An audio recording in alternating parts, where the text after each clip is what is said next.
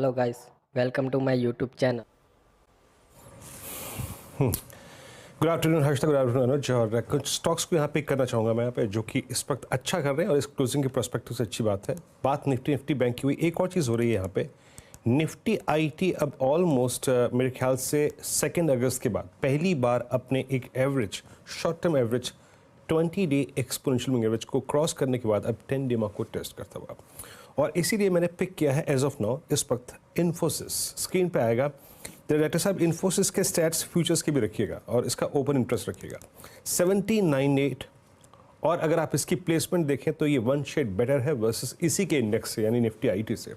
Day high पर 1.25 lakh share open interest में कम हुए हैं। अभी हार्डली शॉर्ट कवरिंग शुरू हुई है, लेकिन अगर आप टिक बाय टिक चार्ट देखें तो डे हाई की ट्रैजेक्टरी में आके ऑलमोस्ट अगर आप देखें स्टॉक ट्रेड करता हुआ, ये मूव अप्रॉक्सीमेटली 11:15 बजे के आसपास शुरू हुआ था। तो एक इन्फोसिस रडार पर रहेगा, अच्छा मूव देता हुआ।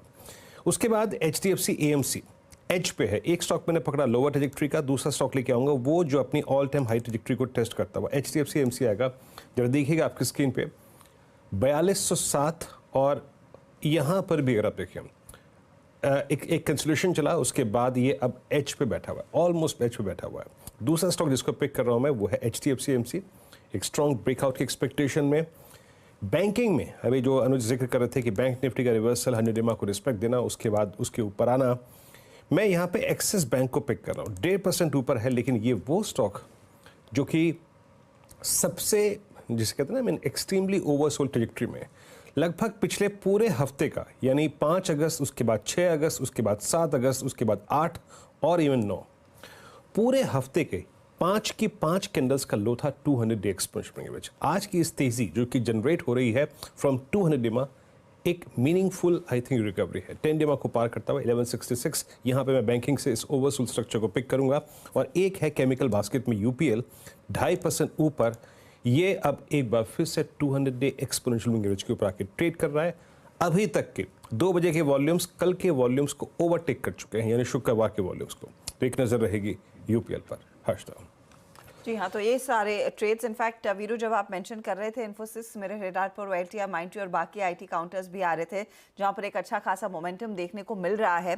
तो निफ्टी आईटी बाद में डिस्कस करेंगे, लेकिन पहले आपके लिए लेकर आते हैं इस समय के ट्रेंडिंग काउंटर्स। और आज काफ़ी इंटरेस्टिंग मूव्स देखने को मिल रहे हैं कई स्टॉक्स की तरफ से। तेजी वाले काउंटर्स आपकी स्क्रीन पर लेकर आएंगे पहले, जहां पर हमने देखा है आज एक्शन जोर पकड़ता हुआ दिखाई दे रहा है।